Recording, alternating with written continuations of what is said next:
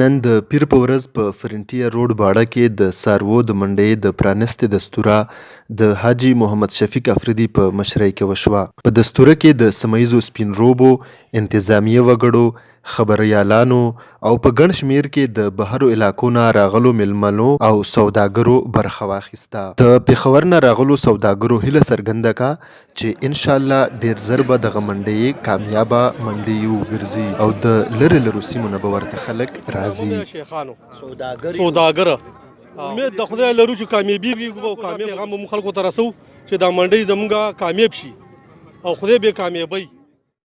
د باړې د آبادکارۍ په لړ کې دا یو اهم پرمختګ دی. د باړه تاجر یونین رهنما حاجي ګلمین افریدي وویل چې دا منډۍ په باړه کې 13 کاله پس دوباره جوړه کړې شوې ده.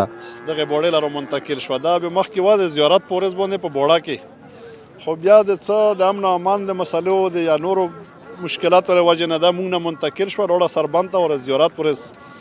نو موږ اوس د دغه وجې نه دلته د پیر ورځ کله چې یاره غوم دومره منډې ترړې ولې دي هغه هم نه دغه کوو ډسټرب کوو، خو د پیر د ورځې موږ دلته اعلان وکړو. الحمدلله نن وړاندې ورځ وه چې پکې مولونه هم راغلل، خلکو راوستل او پکې خریداري مو وشوه. په جغرافیایي لحاظ دغه منډۍ ډیره د اهمیت وړ ده.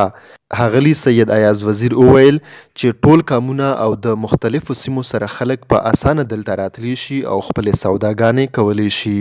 دا داسې زوی دی چې یو خو انټرنیشنل شاهراه باندې دی، بل ګیټ وې د افغانستان و د فاټه ټوله ګیټ وې د باړه بازار چې کوم دی دغه ته ټول قبایلو ته په اسان طریقې سره دا سرویس تللی شي. زموږ سره پېښور ایریا چې کومه ده بالکل اټچ ایریا ده، یو قدم کې باړې بازار دی، بل طرف ته چې کوم دی ضلع پېښور دی.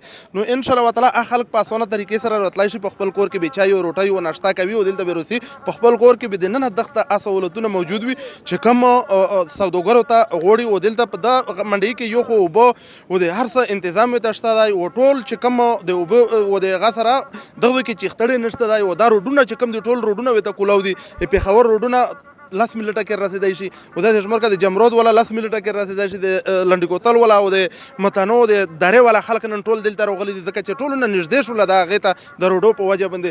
نو ان شاء الله تعالی دا به خلک رو درومي او دلته به خوشحالي وي او بیا هم زه ټول قوم طرف ته نه مبارکي ورکوم دغه خلکو ته چې منډۍ کامیابه ده. ان شاء الله تعالی موږ کامیابۍ طرف ته درومو.